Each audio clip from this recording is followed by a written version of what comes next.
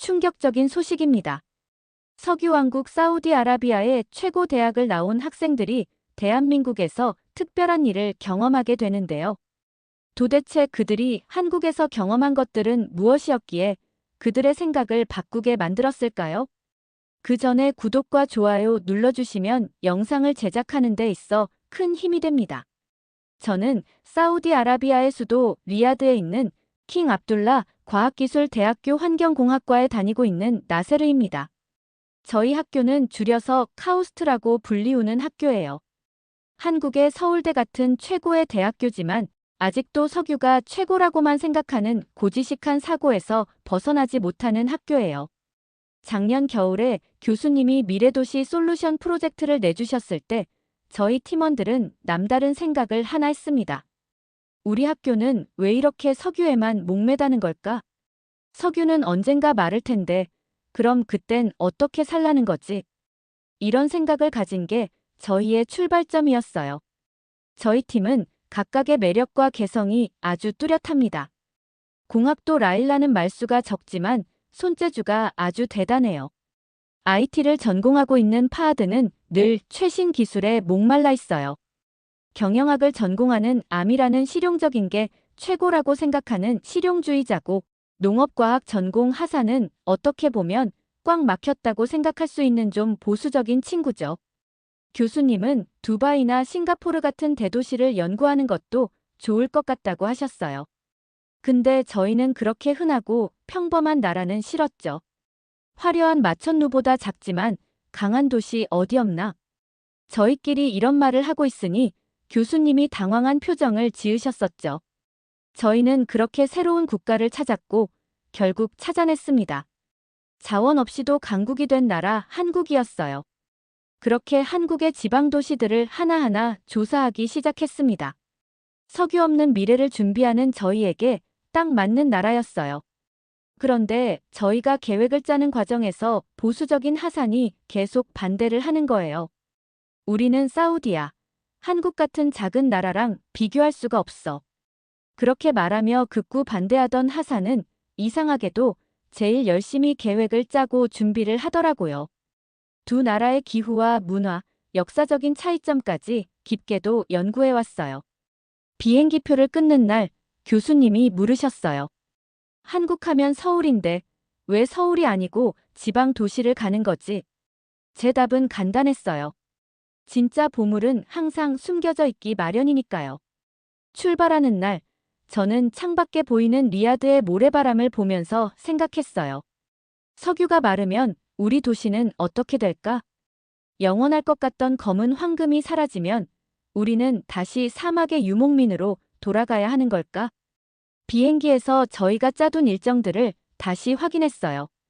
순천에서 창원, 전주, 대구, 제주, 울산, 세종까지.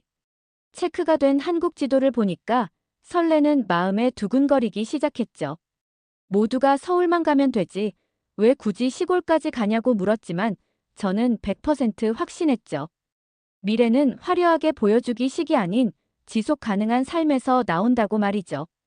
인천공항에 도착한 저희는 서울에서 곧바로 KTX를 타고 순천으로 향했습니다.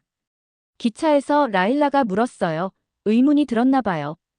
우리 이거 정말 가치 있는 여행 맞겠지? 아미라가 대답했어요. 이건 분명 돈 주고도 못 얻는 경험 있는 여정이 될 거야. 창밖으로 도시와 강이 스친 풍경들이 지나갔고, 그렇게 저희는 한국에서의 여정을 시작했습니다. 순천에 도착했을 때는 추적추적 비가 내리고 있었어요. 사막에서 온 저희에게는 비는 정말 축복 같은 존재예요. 비를 본 하산이 신기했는지 두 손을 펼치며 비를 맞던 모습이 아직도 눈앞에 생생해요. 이건 알라신의 선물인 것 같아. 우리의 여정을 위해서. 라고 좋아했어요. 순천만 국가정원으로 향하는 길. 저희는 처음 보는 창밖의 풍경에 넋을 잃었습니다. 사우디의 넓은 갈색 사막과는 완전히 다른 모습이었거든요. 초록이 우거진 산과 계곡, 논밭. 처음 보는 모습에 라일라가 감탄했어요. 이런 곳에서 사는 삶을 얼마나 행복할까? 정원에 도착하자 우리를 맞이한 건 상상 이상의 광경들이었어요. 습지와 정원이 어우러진 거대한 생태 공간이 저희를 맞아주었죠. 가이드는 이곳이 원래 쓰레기 매립지였다고 설명했어요. 버려진 땅이 이렇게 변했다는 게 저희 다섯은 너무 놀라웠어요. 순천만 습지를 찬찬히 걸으면서 풍경을 즐기고 있으니 저는 깨달은 게 하나 있었어요. 이곳은 그냥 관광지가 아니라 생태계를 보존하면서도 경제적인 가치를 창출하는 곳이란 걸요. 특히 물순환 시스템이 제가 봤을 때 가장 인상적이었어요.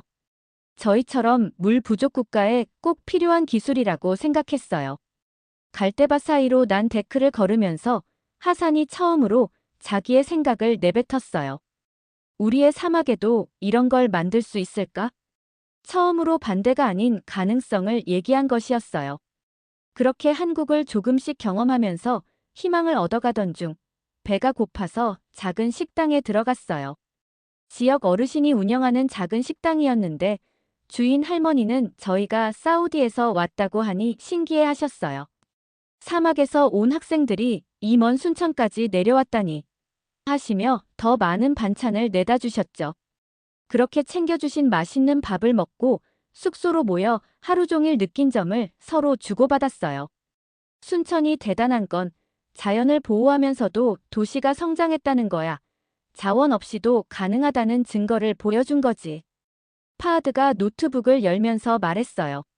순천만의 생태 관광 수입이 연간 약 2천억 원이래. 자연을 지키는 게 경제적으로도 이득이란 소리네. 하산은 여전히 저희의 말을 들으면서도 고민이 많아 보였어요. 근데 사우디는 순천이랑 다르잖아. 우린 물도 없고 말이야. 아미라가 바로 그의 말에 반박했어요. 그래서 더 배워야 하는 게 아닐까? 순천은 자기들의 환경에 맞는 해답을 찾았잖아. 우리도 우리 환경에 맞는 방식을 찾으면 되지. 첫날 밤, 비가 창문을 두드리는 소리를 들으면서 곰곰이 생각해봤어요. 우리가 찾는 건 단순한 기술이 아니라 철학이구나. 어떻게 자연과 공존하며 발전할 수 있을까? 저희는 다음 날 아침 일찍 일어나 순천만 일출을 보러 갔고 갈대 사이로 떠오르는 태양을 보면서 라일라가 말했어요. 이제 창원으로 가면 뭘 볼 수 있을까? 순천을 경험하고 나니까 더 기대가 되는걸. 기대감에 모두 가슴이 두근두근했죠. 창원에 도착한 우리를 맞이한 건 완전히 다른 풍경이었어요.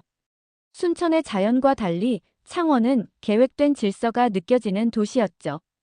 가로수가 반듯하게 심어진 도로, 정돈된 산업단지, 그리고 곳곳에 보이는 공장들.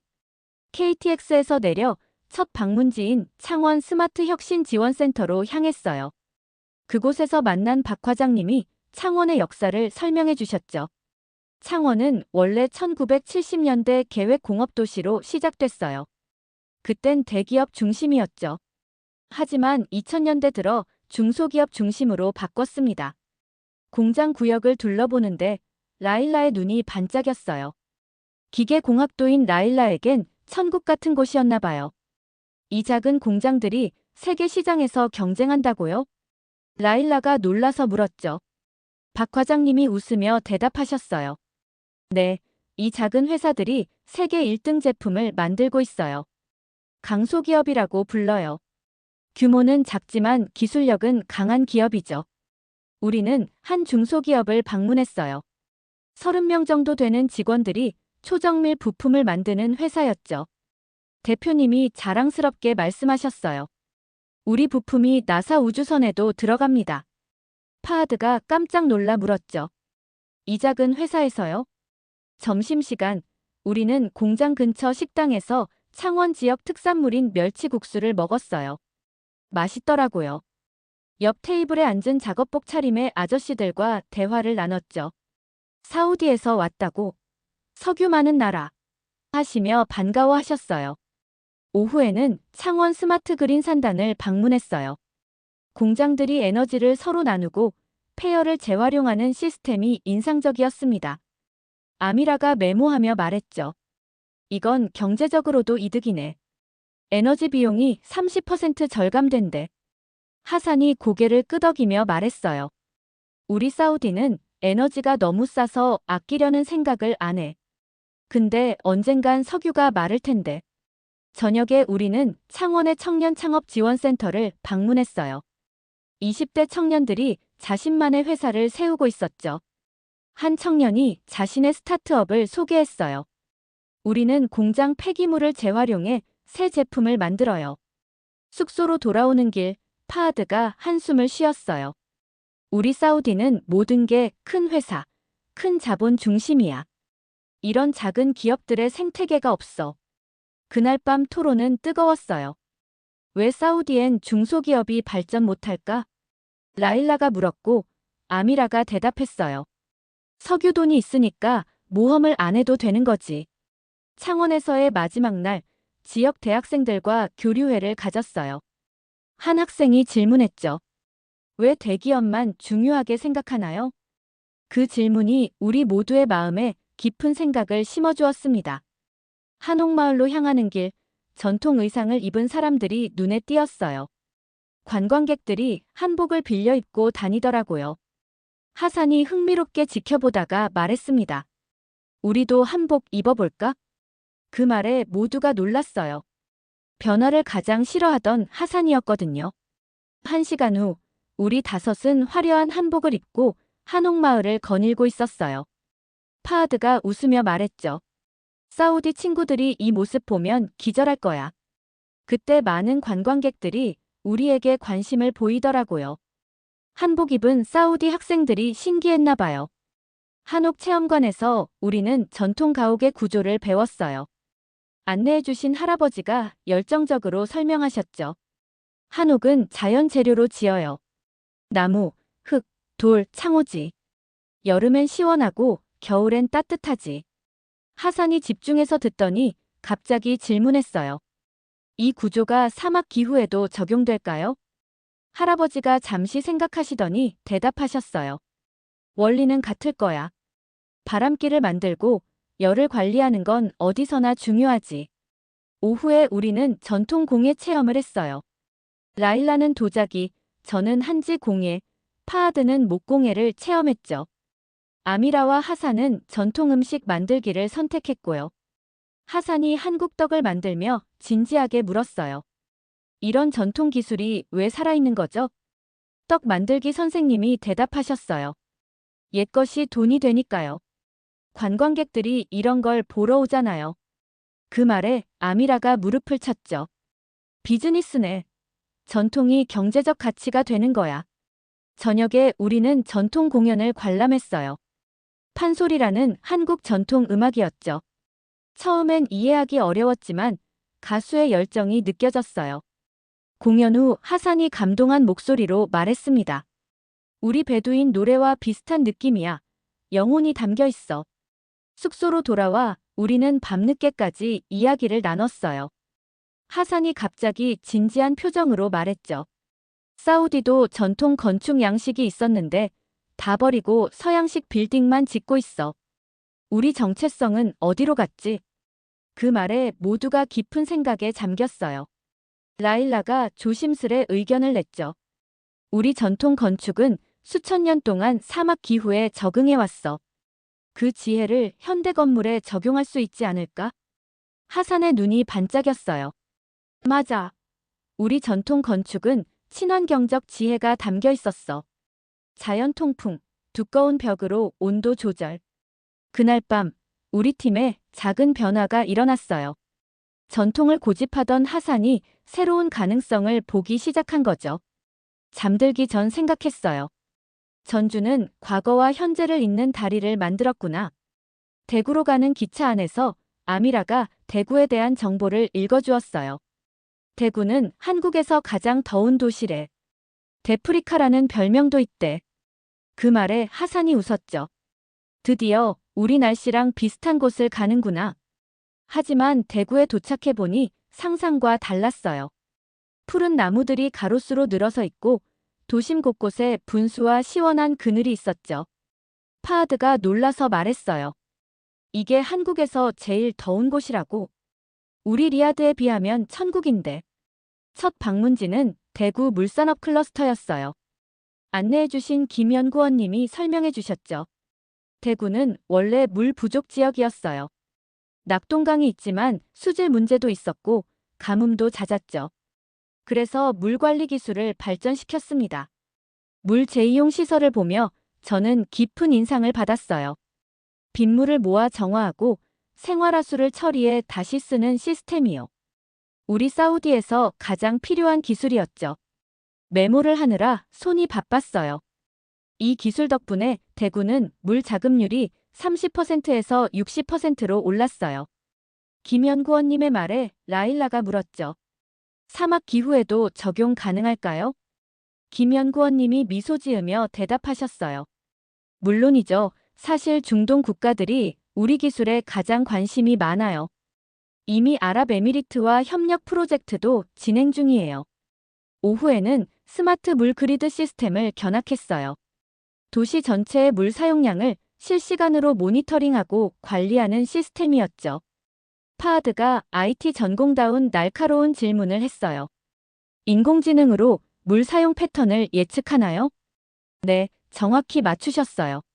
날씨 데이터와 물 사용 패턴을 AI가 분석해 최적의 물 공급량을 결정합니다. 담당자의 설명에 파하드의 눈이 반짝였어요.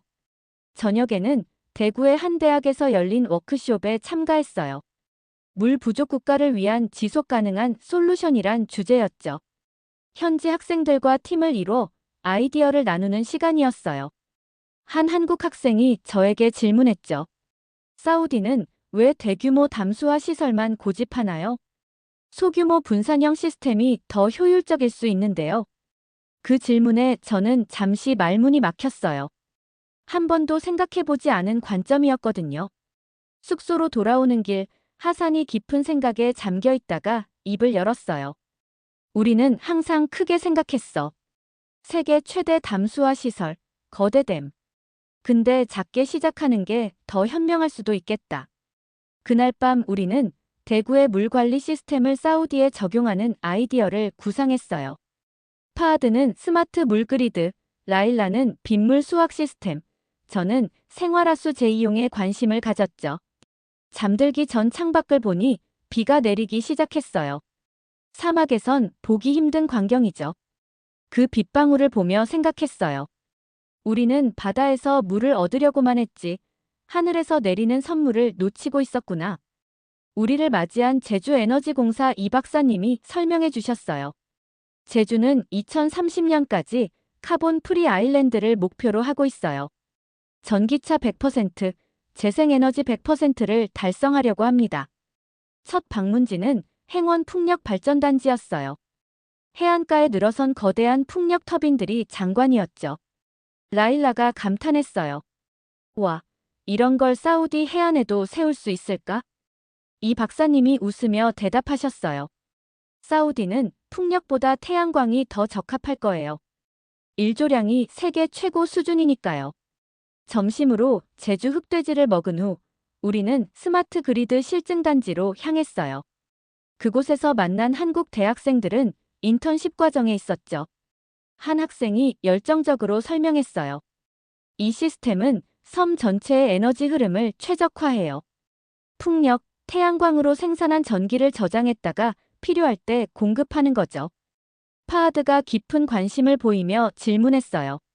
전력 변동성은 어떻게 관리하나요? 그 질문을 시작으로 2시간 넘게 열띤 기술 토론이 이어졌죠. 다른 친구들은 지루해했지만 파하드와 한국 학생들은 마치 오랜 친구처럼 대화를 나눴어요. 저녁에 우리는 제주의 유명한 해변에서 시간을 보냈어요. 모래사장에 앉아 노을을 바라보며 아미라가 물었죠. 우리가 배운 것들, 정말 사우디에 적용할 수 있을까? 그 질문에 잠시 침묵이 흘렀어요. 하산이 고개를 끄덕이며 말했죠. 어려울 거야. 하지만 안 하면 미래가 없어. 라일라가 덧붙였어요. 사우디도 비전 2030이란 계획이 있잖아. 석유 의존도를 줄이고 경제 다각화를 하겠다는. 근데 실제로 어떻게 할지는 모호하잖아. 파하드가 모래 위에 뭔가를 그리며 말했어요. 제주처럼 우리도 시범 도시를 만들면 어떨까? 그린 오아시스 같은 이름으로. 저는 갑자기 부끄러운 생각이 들었어요. 우리가 지금 석유돈으로 공부하면서 석유 이후를 준비한다는 게 모순 아닐까? 그 말에 모두가 조용해졌죠. 아미라가 잠시 후 말했어요. 그건 모순이 아니라 책임감이야. 지금의 부를 미래 세대를 위해 투자하는 거지. 그날 밤 숙소에서 우리는 깊은 토론을 이어갔어요. 석유가 만들어준 부와 안락함, 그리고 그것이 언젠가 사라질 거라는 불안감 사이에서 우리 세대가 해야 할 일에 대해 이야기했죠. 잠들기 전 창밖으로 별이 빛나는 제주의 밤하늘을 바라보며 생각했어요. 석유가 우리를 부유하게 했지만 그 이후를 준비하지 않으면 우리는 이 섬처럼 고립될지도 모른다. 울산으로 향하는 비행기에서 저는 창밖의 구름을 보며 생각에 잠겼어요. 우리 여행도 어느덧 후반부에 접어들었죠. 한국의 지방 도시들에서 생각보다 많은 것을 배웠습니다. 첫 목적지는 울산대학교였어요. 울산대는 현대중공업과 밀접한 관계를 맺고 있다고 해서 궁금했죠. 대학 산학협력단 최 교수님이 우리를 맞아주셨어요. 울산은 한국 산업화의 중심지였어요. 조선, 자동차, 석유화학. 하지만 이제는 친환경 산업으로 전환 중입니다. 최 교수님의 설명에 저는 귀를 쫑긋 세웠어요. 석유화학 도시가 어떻게 변하고 있는지 궁금했거든요. 캠퍼스 투어 중에 연구실들을 방문했어요. 한 연구실에서는 산업 폐기물을 재활용하는 기술을 개발하고 있었죠. 또 다른 곳에서는 수소 에너지 연구를 하고 있었고요. 석유화학단지에서 나오는 부산물로 수소를 생산한다고 했어요. 라일라가 감탄했어요. 이게 바로 폐기물이 다시 자원이 되는 순환경제군요. 최 교수님이 고개를 끄덕이셨어요. 맞아요. 버릴 게 없는 산업 생태계를 만들고 있죠. 오후에는 현대중공업연수원을 방문했어요. 그곳에서 만난 젊은 엔지니어들은 친절하게 질문에 답해 주었죠. 대학에서 배운 것을 바로 현장에서 적용할 수 있어서 좋아요. 한 엔지니어가 말했어요. 저는 궁금한 게 많았어요. 대학이 기업에 종속되진 않나요? 학문의 자유는요? 그 질문에 엔지니어가 웃으며 대답했죠. 처음엔 저도 그게 걱정이었어요. 근데 실제론 서로 견제와 협력을 해요. 대학은 미래 기술을 연구하고 기업은 현실적 조언을 해주고 저녁에는 울산의 한 공원에서 지역 청년들과 교류회를 가졌어요.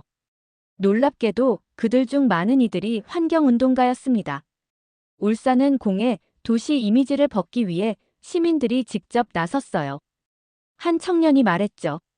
밤늦게까지 이야기를 나누며 저는 깊은 인상을 받았어요. 울산은 산업도시이자 환경도시로 변화하고 있었고 그 중심에는 대학이 있었죠. 우리 학교도 사우디 지역사회에 이런 역할을 할 수 있을까? 숙소로 돌아오며 파하드가 말했어요. 우리 대학도 지역사회와 더 연결되어야 해. 상아탑에만 갇혀 있으면 안 돼. 모두가 고개를 끄덕였어요. 그날 밤 울산의 불빛을 바라보며 생각했어요. 대학이 상아탑에서 내려와 도시의 심장이 될 때 지식은 미래를 움직이는 엔진이 된다. 우리 여행의 마지막 목적지는 세종시였어요. 버스에서 내리자 정갈하게 설계된 도시가 눈에 들어왔죠. 넓은 도로, 반듯한 건물들, 곳곳의 공원들. 한국의 새로운 행정수도라 더 관심이 갔어요.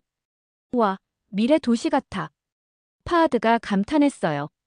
세종시청 박 주무관님이 자세히 설명해 주셨죠. 세종시는 2012년부터 개발된 신도시예요. 행정 기능을 분산하고 수도권 집중을 완화하기 위해 만들어졌어요. 처음부터 계획된 도시라 환경과 교통이 좋은 편이죠. 성공한 것도 있지만 실패한 것도 있어요. 처음엔 배드타운이 되기도 했죠. 그 솔직한 말에 아미라가 고개를 끄덕였어요. 리야드 주변 신도시들도 비슷한 문제가 있어요. 살기만 하고 문화생활은 없는. 오후에는 스마트 교통 시스템을 견학했어요. 자율주행 버스, 공유 자전거, 보행자 중심 도로. 파하드는 열심히 메모했죠. 사우디 네옴시티보다 더 실용적인데 이런 방식이면 우리도 할 수 있겠어. 저녁에 세종시에 사는 김 선생님 가족의 집에 초대받았어요. 행정부 공무원이신 김 선생님, 가족은 따뜻하게 맞아주셨죠. 처음엔 서울 떠나기 싫었는데 이제는 세종이 좋아요. 아이들 교육도 좋고 자연도 가깝고요. 식사 후 선생님이 물으셨어요. 한국에서 가장 인상 깊었던 건 뭐예요? 우리는 각자의 생각을 나눴죠. 하산이 먼저 대답했어요. 전통과 현대가 공존하는 모습이요. 전주에서 많이 느꼈어요. 라일라는 창원의 중소기업들을, 파하드는 제주의 친환경 에너지를 이야기했어요. 마지막 밤, 호텔 옥상에서 별을 보며 하산이 말했어요. 우리가 배운 건 작은 것의 가치였어. 큰 것만 줬던 우리에게 필요한 교훈이야. 사우디도 실용적인 해결책을 찾아야 해. 귀국 후 지방도시의 지혜 발표회를 열었어요. 처음엔 교수님들이 회의적이었지만 구체적인 사례를 보여주자 관심을 보이셨죠. 석유 의존도를 줄이는 방안에 질문이 많았어요. 1년 후 우리 아이디어는 카우스트의 공식 프로젝트가 되었어요. 처음에 가장 반대했던 하산이 리더가 되어 네오베두인 에코시티 개념을 제안했죠. 사우디 전통 건축의 지혜를 현대 기술과 접목한 거예요. 가끔 한국 사진을 보며 생각해요. 우리가 찾은 희망은 거대 프로젝트가 아닌 작은 도시들의 지혜와 그것을 발견한 청년들의 열정이었다고요. 5청년들의 한국 여행기는 여기까지입니다. 오늘은 사연은 어떠셨나요? 오늘의 사연이 마음에 드셨다면 좋아요 한번 부탁드립니다. 여러분의 좋아요와 구독은 영상을 만드는데 큰 힘이 됩니다. 긴 영상 시청해 주셔서 감사합니다. 오늘도 행복이 넘치는 하루 되세요.